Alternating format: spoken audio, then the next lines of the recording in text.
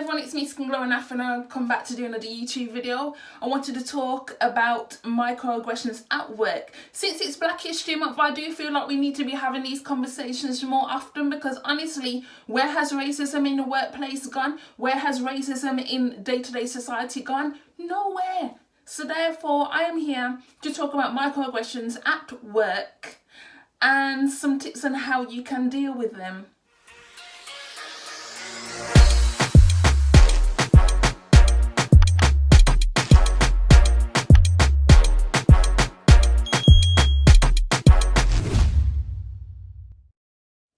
Now, one of the most famous microaggressions you can deal with as a black person at work is when they confuse you with another black person.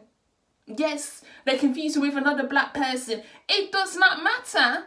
It does not matter if your names are different, your surname is different, you are two completely different shades of black. For some strange reason, they still want to confuse you with another black person. Like, how does it make sense? Because, you know, all black people look alike, didn't you know?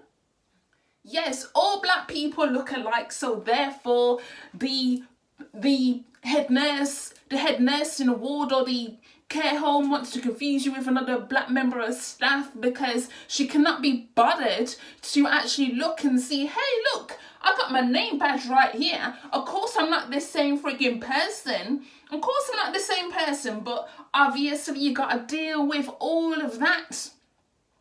And there's pretty much nothing you can do about it, because, I mean, there is things you can do about it, but it's the simple fact that when you address them and you tell them that something is wrong, that, you know, I'm Keisha, okay? That person is someone completely different. Stop getting the two of us confused. They still don't want to acknowledge it. And because the nurse in the care home is the main person in charge, other than obviously the care home's managers, there's not really a lot you can do. Yes, you can report it to the manager, but how often do you expect things to change? Yeah, how often do you expect things to change? I don't see anything changing.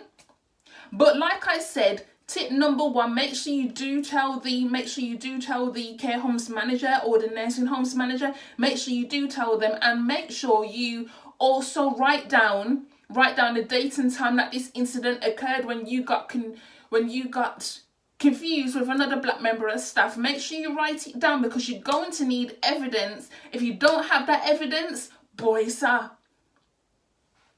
Because they may not do anything to change the circumstances. They may not do anything, but at least you can say you've got the evidence there, just in case they decide to not do anything. You can actually, I think, then go to the CQC and get it changed and get something done about it. Because I always say, if you have a complaint within a care home that's not dealt with within the care home, you can then go over their heads to the CQC, okay?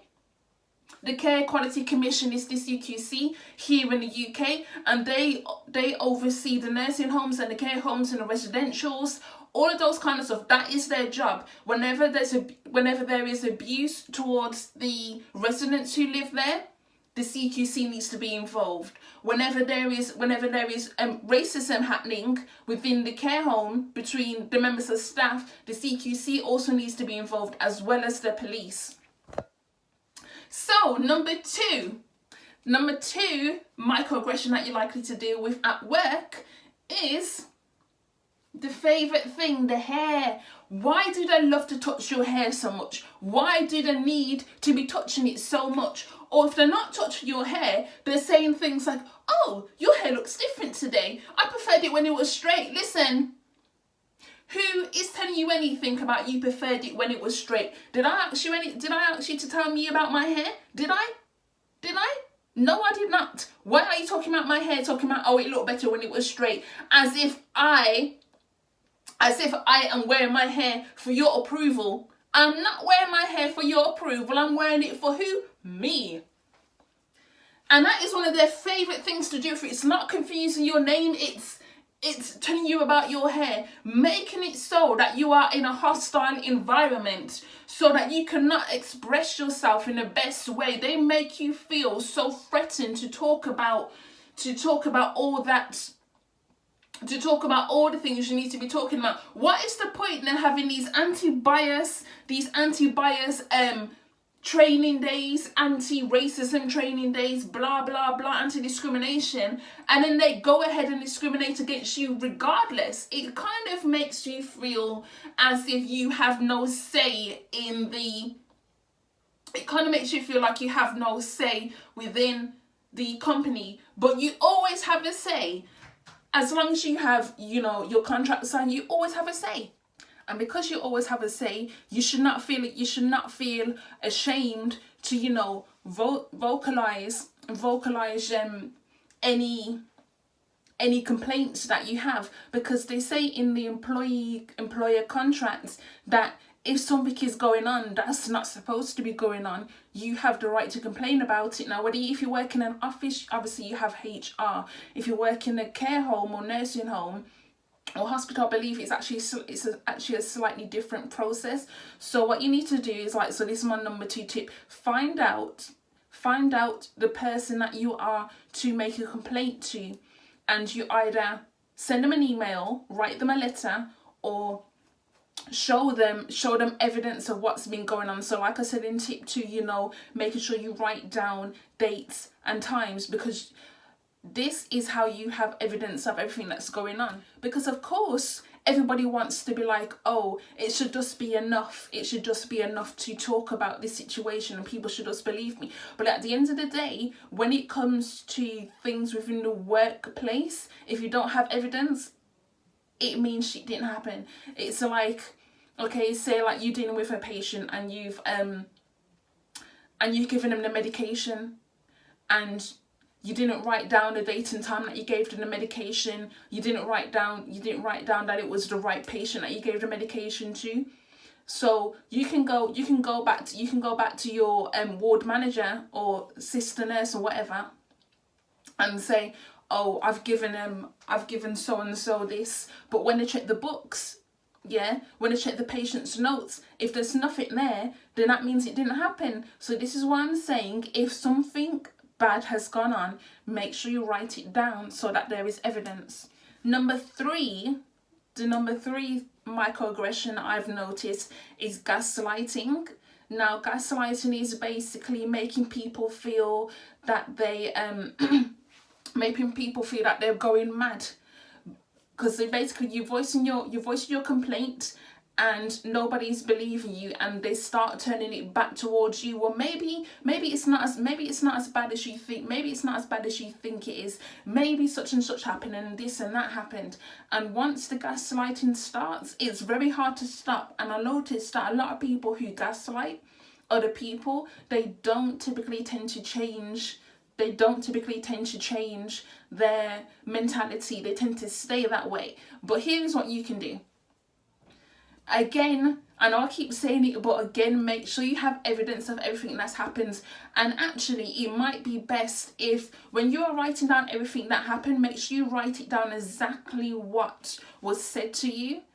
The date, the time, and also write down exactly what was said to you, because if you don't, they can easily say, well, oh, but that's not what was said. If you choose to just summarize, you have to write down everything that was said, because that is where the evidence comes from. And also, it might be ambitious, but start actually standing up for yourself and start saying, you know, I don't appreciate that you're gaslighting me right now. I'm dealing with a racist incident, and if this issue is not resolved, then I'm going to go over your head. Nobody wants to deal with an issue where you go over the head. Nobody wants that. Listen, you can put the fear of God into people as soon as you say, oh, if a situation is not that way, I'm going to go over your head, because every single manager has the person who is in charge of them, and they don't want you to go to that person that's in charge of them. So that's why they start backtracking, like, whoa, oh my God, she's going there. No way. Like seriously, they don't, especially when it comes to race, especially when it comes to a racist incident. No company wants to be associated with racism. No company does. Okay, even if they don't have many people of color staff members and black members, staff members, they really don't want to be associated with racism. It does not matter how they treat you within the industry. Well, of course it matters, but the point I'm making is it does not matter how they treat you within that company. They don't want it to go outside. So as soon as you start saying, I'm going to go over your head, that is when they start panicking, because they know that the press could possibly get involved. Now, this one is a little bit different. This one is more microaggressions at university, okay? So, have you noticed that you read in the media lately that there's been a hell of a lot of racist incidents that's been happening in universities, particularly within the dormitories? There have been complaints made about how the white students are treating the black students, and the black students are having to report these incidents on Twitter, because, you know, when you put stuff on Twitter, it explodes everywhere. And this is another thing to deal with. If your situation is not being dealt with at work, put it on Twitter, because the thing with Twitter is all it would take is just that one particular person to retweet it, and it will be a shit storm, and the media will get involved, and they will contact you and say, can I ask you a few questions about what happened, etc, etc. And also, I know a lot of people typically tend to say that they're not going to talk about the company, but sometimes it might be best to dissuade people from basically applying for jobs at that particular company, because nobody wants to work for a racist company. And like I said before, these racist companies do not want you to put it out there that they're racist. So sometimes you need to be bold and to the freaking point and put it on Twitter, or put it on Twitter or Facebook or whatever, Instagram, these social media platforms that are great for getting reach out there when racist incidents are happening. Because I've known people to put things on Twitter, and the next thing you know, the incident is on BBC News, ITV News, etc. You have to use whatever platform is available towards you. If your complaint is not being dealt with within the organisation or within the university, then this is when you have to look outside.